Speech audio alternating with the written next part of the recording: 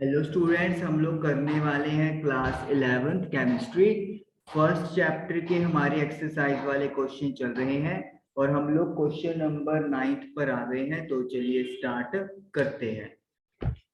Question number 9 है, calculate the atomic mass average of chlorine using the following data.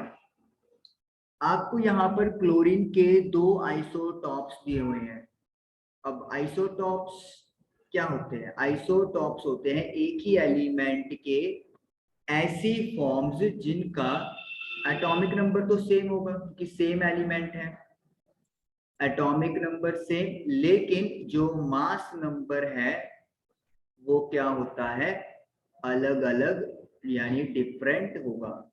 We can से neutrons का जो number है वो अलग होता है क्योंकि एटॉमिक नंबर प्रोटॉन के इक्वल होता है। तो वी कैन से प्रोटॉन तो सेम रहते हैं लेकिन न्यूट्रॉन्स बदल जाते हैं। जब न्यूट्रॉन्स की गिनती बदल गई तो मास नंबर भी बदल गया। तो नेचुरल अबेंडेंस जो 35 आइसोटोप है क्लोरीन का, ये एक्चुअली ऐसे लिखा जाता है 35 थोड़ा टॉप पे और 37 भी थोड़ा टॉप पे, नीचे एटॉमिक नंबर लिखते हैं जो कि 17 है। तो परसेंटेज जो नेचुरली हमें मिल रहा है वो 35 वाला 75.77% है और 37 वाला 24.23% है। मोलर मास दोनों का रिस्पेक्टिवली गिवन है। तो ऐसे केस में जब हमें एवरेज मास कैलकुलेट करना हो किसी भी एलिमेंट का तो हम लोग कैसे कैलकुलेट करते हैं? एवरेज मास या atomic mass of chlorine is equal to जो परसेंटेज है दैट इज 75.77 परसेंटेज, उसे मल्टीप्लाई करेंगे मोलर मास, यानी रिस्पेक्टिव परसेंटेज को रिस्पेक्टिव मोलर मास के साथ जो 34.9689 है, और ऐड कर देंगे सेकंड वन का परसेंटेज उसके मोलर मास के साथ। परसेंटेज मल्टीप्लाई में मास 36.9659। ओके, परसेंटेज को तोड़ने के लिए हमें डिवाइड क्या करना पड़ेगा? 100, 34.9689 और यहाँ पर भी परसेंटेज को करेंगे 100 से 36.9659। तो अब मैं कैलकुलेशन करता हूँ। फर्स्ट इस टर्म की जो है कैलकुलेशन करूंगा मैं डायरेक्टली। तो 75.77 को 34.9689 से मल्टीप्लाई और 100 से डिवाइड, तो मुझे वैल्यू मिल रही है 26.49। राउंड ऑफ करके 6 लिख लेते हैं यहाँ पे। सिमिलरली अब दूसरा term multiply by 36.9659 divide by 100, तो ये बन गया 8.957। अब इन दोनों को आपस में कर देंगे ऐड,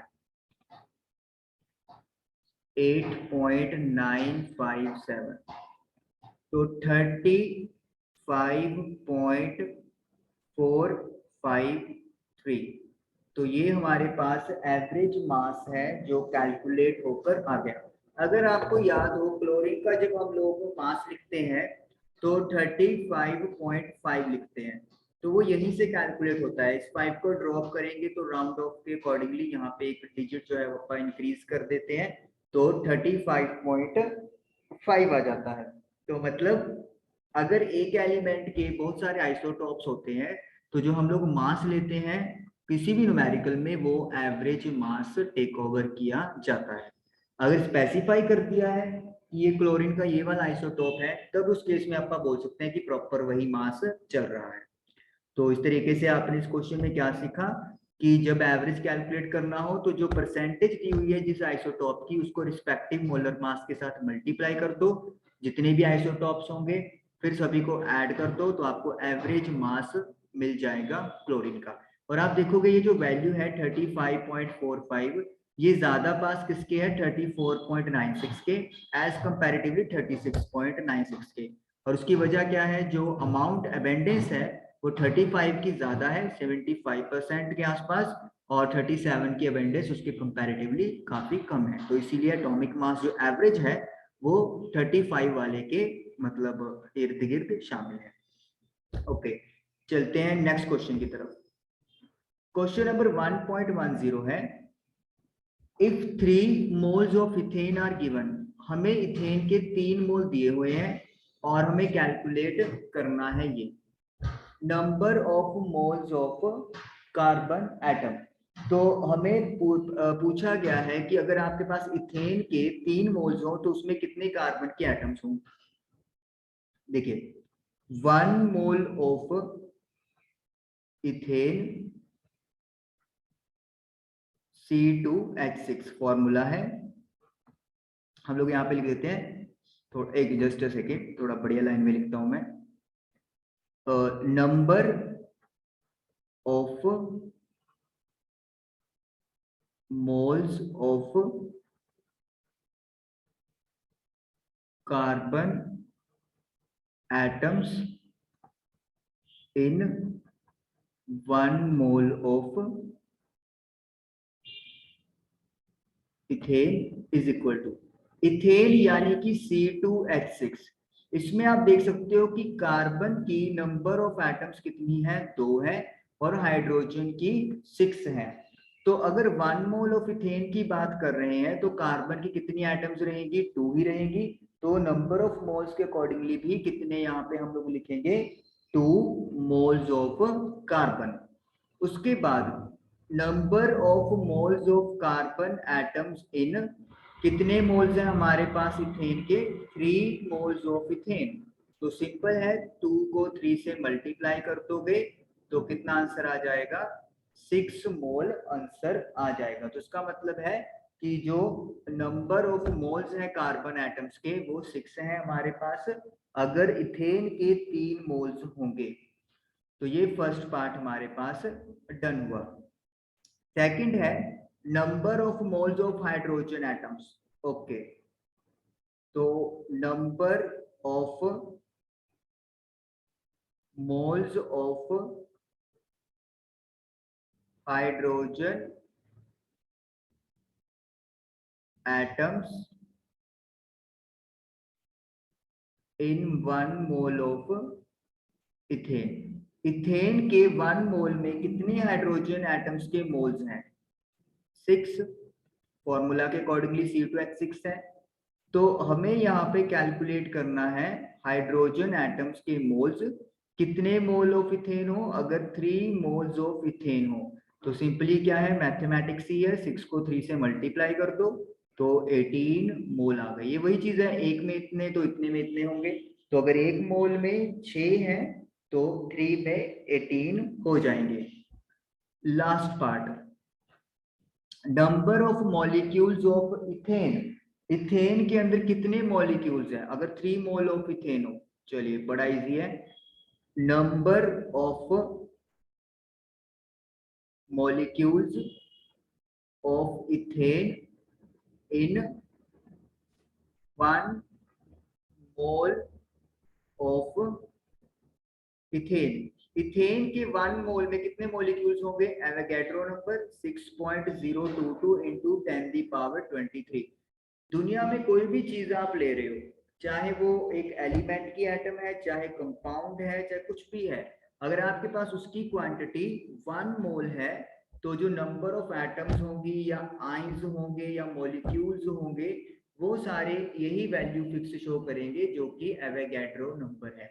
जैसे सपोज करो आप एक दर्जन की बात करते हो, एक दर्जन में कोई भी चीज आप मांगो तो आपको कितना गिनती में मिलेगा, 12। चाहे आप कॉफी मांगो, चाहे आप बनाना मांगो, चाहे आप एप्पल की बात करो, चाहे पोटैटो की बात करो, कुछ भी बात करो, 1 डजन में 12 होता है काउंटिंग वाइज। तो वही चीज है, 1 मोल कुछ भी उठा लो, केमिस्ट्री के अकॉर्डिंगली वो क्या चीज है, एक फिक्स नंबरिंग है, दैट इज 6.022 इंटू 10⁻23। तो अब हमसे नंबर ऑफ मॉलिक्यूल्स ही पूछे हैं, लेकिन इथेन के कितने मोल्स हैं मेरे पास, 3 मोल्स हैं, तो मैं इस क्वांटिटी को 3 से क्या कर दूंगा, मल्टीप्लाई। तो ये बन जाएगा 18.066 मल्टीप्लाई बाय 10⁻23। पहले मल्टीप्लाई करेंगे तो इतने जो है वो मोलिक्यूल्स होंगे, कितने, 18.066 इंटू 10⁻23 किसमें होंगे, इथेन के 3 मोल्स के अंदर। क्वेश्चन नंबर 1.10 हमारा डन हुआ। नेक्स्ट क्वेश्चन देखिए, कैलकुलेट नहीं sorry, what is the concentration of sugar in mole per litre. तो मोल पर लीटर में हमसे पूछी है कंसंट्रेशन, तो इसका मतलब है क्या कैलकुलेट करना है हम लोगों ने, मोल पर लीटर आपको पता है किसका यूनिट होता है, मोलैरिटी का, और मोलैरिटी का फॉर्मूला क्या होता है, number of moles of solute divided by volume of solution in litre. तो ये मैंने चीज लिख ली, कंसंट्रेशन फाइंड करनी है, क्योंकि मोल पर लीटर में करनी है तो वो मोलैरिटी के इक्वल हो गया, और मोलैरिटी का formula moles of solute divided by volume of solution in litre. तो अब क्या है, शुगर एक सॉल्यूट है, तो इसका मतलब है मास ऑफ शुगर जो यहाँ पर सॉल्यूट है, फॉर्मूला भी लिख रहे हैं C12H22O11, तो वो मास कितना है 20 ग्राम। अब मोल्स कैलकुलेट करने के लिए आपको मोलर मास भी कैलकुलेट करना पड़ेगा।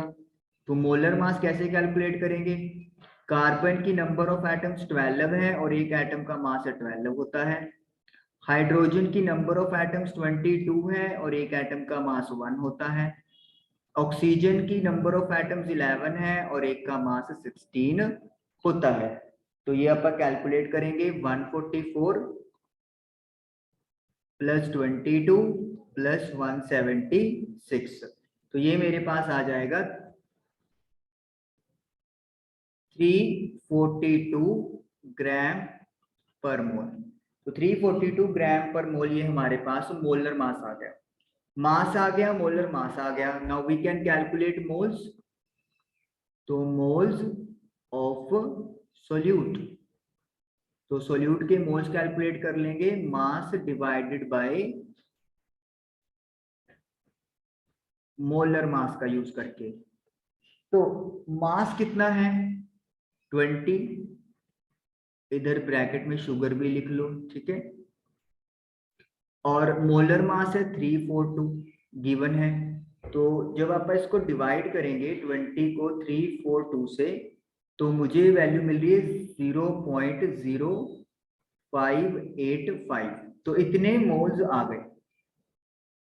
तो ये मोल्स आ गए सॉल्यूट या फिर वी कैन से शुगर के।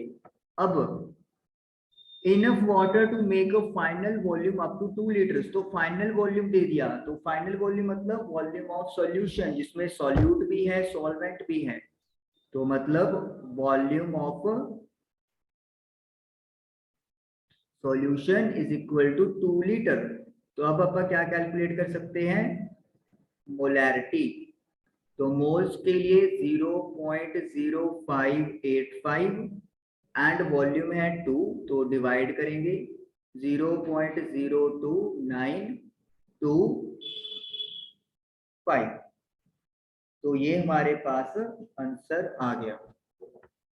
एक बार मैं कैलकुलेटर से भी चेक करूं, ठीक है सही है, ठीक है।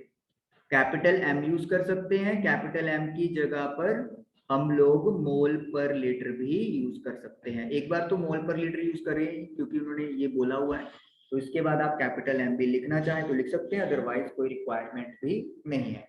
तो सबसे पहले तो ये पता होना चाहिए कि कंसंट्रेशन यहाँ पे मोलैरिटी के इक्वल होगी, क्योंकि उन्होंने यूनिट बोला है मोल पर लीटर।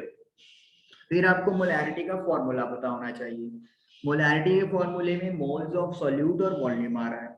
तो मोल्स कैलकुलेट करने के लिए आपको दो चीजें चाहिए, एक तो मास और एक मोलर मास। मास गिवन है 20 ग्राम्स, मोलर मास कैलकुलेट कर लिया है, तो मोल्स निकल गए वॉल्यूम उन्होंने ऑलरेडी दे दिया है आपको, तो डिवाइड करके मोलैरिटी इजीली फाइंड हो जाएगी। ओके, नेक्स्ट क्वेश्चन करते हैं अब आपका question number 12। What is that question? If the density of methanol is 0.793 kilogram पर लीटर। ओके, इधर लिखते हैं डेंसिटी ऑफ मिथानॉल। मिथानॉल का फॉर्मूला CH3OH होता है, तो वो दिया हुआ है 0.793, यूनिट में है किलोग्राम पर litre. What is the volume needed for making 2.5 liter of its 0.25 molar, capital M यानी मोलैरिटी, मोलर बोल सकते हैं, सॉल्यूशन। तो हमें कितना वॉल्यूम चाहिए? Volume of, we can say solution, ताकि आपको जो कितना वॉल्यूम बनाना है, what is its volume needed for making 2.5 litre. Okay, solution का वॉल्यूम हमें दिया हुआ है 2.5 लीटर। यहाँ पे इरेज करेंगे अपना, हमें तो सॉल्यूशन का वॉल्यूम दे दिया है 2.5 लीटर, और हमें मिथानॉल का जो है वो वॉल्यूम पता करना है, ये चीज है। और मोलैरिटी जो है वो आपको दी हुई है 0.25 कैपिटल M, और वी कैन से 0.25 मोल पर लीटर। तो ये हम लोगों को चीज जो है वो दी हुई है। ओके, तो अब देखिए, अगर मेरे पास यहाँ पर मोलैरिटी पता है मुझे, मोलैरिटी का क्या फॉर्मूला होता है? Molarity is equal two moles of solute divided by volume of solution। Molarity given है 0.25। मोल्स ऑफ सोल्यूट हमें नहीं पता, क्योंकि हमें जब मास ही नहीं पता सोल्यूट का, तो फिर आप कैलकुलेट कर ही नहीं सकते। और वॉल्यूम ऑफ सॉल्यूशन दिया हुआ है 2.5 लीटर। यहाँ पर एक चीज क्लियर कर देते हैं अपना कि जो मिथानॉल है वो यहाँ पर क्या चीज है? सॉल्यूट है। ठीक है, ये चीज आपको दिमाग में रखनी है। मिथानॉल यहाँ पे क्या हो गया है? सॉल्यूट हो गया है। तो moles of solute we can calculate easily. Solute यानी कि मिथानॉल, इधर मैं लिख भी देता हूँ फॉर्मूले के अकॉर्डिंगली। तो कैसे निकलेगा? 0.25 को 2.5 से मल्टीप्लाई कर देंगे। 0.25 मल्टीप्लाई बाय 2.5, तो 0.625 ये मोल्स आ गए। किसके मोल आ गए? ये सॉल्यूट के। मोल्स का फॉर्मूला क्या होता है? मोल का फॉर्मूला होता है मास अपॉन मोलर मास। मोल का फॉर्मूला ये हमें पता है। मास हमें नहीं पता, किसका मास? मिथानॉल का। मोलर मास हम लोग कैलकुलेट कर सकते हैं। फॉर्मूला क्या है? CH3OH। कार्बन की नंबर ऑफ एटम 1 है और मास एक एटम का 12 होता है। हाइड्रोजन की एटम्स 3 + 1 4 है और एक एटम का मास 1 होता है, तो 4 × 1 4 हो गया। ऑक्सीजन का मास 16 होता है और एक ही एटम है, तो 16 हो गया। तो ये आपके पास आ गया 32, यानी कि जो मोलर मास है मिथानॉल का वो 32 ग्राम पर मोल है। तो ये अपन ने लिख दिया, इधर लिख देते हैं अपा मोलर मास ऑफ मिथानॉल। ठीक, तो मोल्स कितना निकला है अपना? 0.625। तो मास कैलकुलेट करने के लिए क्या करना पड़ेगा मुझे? Cross multiply. चलिए करते हैं, 0.625 मल्टीप्लाई बाय 32, तो मुझे जो वैल्यू है वो मिलेगी 20 ग्राम्स। तो यानी कि जो मिथानॉल है उसका मास 20 ग्राम्स मेरे पास है। इस चीज के लिए जिसकी बात इन्होंने की है। अब मास निकल के आ गया है, मुझे वॉल्यूम कैलकुलेट करना है। आपको पता है डेंसिटी का फॉर्मूला होता है मास अपॉन वॉल्यूम। चलिए यूज करते हैं इसको। मैं इसे इरेज कर देता हूं। मैं फिर से कह रहा हूं कि यहाँ पे वॉल्यूम हमें मिथानॉल का फाइंड करना है। 2.5 लीटर जो दिया हुआ है ये सॉल्यूशन का आपको वॉल्यूम दिया हुआ है। सॉल्यूशन में सॉल्यूट और सॉल्वेंट दोनों होते हैं। तो मैं यहाँ पे डेंसिटी का फॉर्मूला लिखता हूं, mass upon volume is equal to density. Mass कितना है? 20 ग्राम्स है। ग्राम्स के किलोग्राम बदल सकते हैं 1000 से डिवाइड करके। अब आप पूछोगे ऐसा क्यों किया? क्योंकि जो डेंसिटी है वो केजी में दी हुई है, तो या तो इसको ग्राम में बदलो या फिर इसको केजी में बदलो। वॉल्यूम का वॉल्यूम वो पे पता ही नहीं है। और डेंसिटी कितनी दी हुई है अपने को? डेंसिटी दी है 0.793 किलोग्राम पर लीटर। तो यानी कि जो वॉल्यूम मेरा निकल के आएगा वो लीटर्स में आने वाला है। ये रेज कर देते हैं आपका। तो अब करना क्या है आपको? वॉल्यूम उधर ले जाओगे, क्रॉस मल्टीप्लाई जिसको आप बोलते हैं, और ये चीज ऐसे मल्टीप्लाई हो जाएगी। तो 0.793 multiply by 1000 multiply by volume. 20 into 120 और 20 को 1 से किया 20 हो गया। क्रॉस मल्टीप्लीकेशन ही की है, कुछ अपा ने एक्स्ट्रा नहीं किया। ये डिवाइड में चला जाएगा 0.793 और 1000 भी डिवाइड में चला जाएगा। अब देखते हैं कि अपना क्या आंसर आएगा। तो 20 divided by 0.793 and divided by 1000, तो ये आ गया मेरे पास 0.02522 लीटर। जैसे मैंने बोला अपना वॉल्यूम जो है वो लीटर में आएगा। अगर मुझे इसको ml में बदलना है तो as you know multiply by 1000 कर लेंगे, क्योंकि बुक में जो आंसर है वो ml में दिया हुआ है। तो 1000 से मल्टीप्लाई करूंगा तो 3 पॉइंट आगे खिसक जाएगा अपना डेसिमल पॉइंट 1 2 3, तो आ गया ये 25.22। अब यूनिट क्या लिखी जाएगी? मिलीलीटर लिखी जाएगी, क्योंकि 1000 से मैंने लीटर वाली क्वांटिटी को मल्टीप्लाई किया है। तो आप देख सकते हो कि इस तरीके से हमारा ये वाला प्रॉब्लम सॉल्व हो गया और आंसर बिल्कुल सही आया। तो कहने का मतलब क्या है? क्वेश्चन को देखिए क्या है, डेंसिटी मिथानॉल कितनी दी हुई है, मुझे वॉल्यूम पता करना है। किसका? इट्स वॉल्यूम, यानी मिथानॉल का वॉल्यूम, अकेले मिथानॉल का।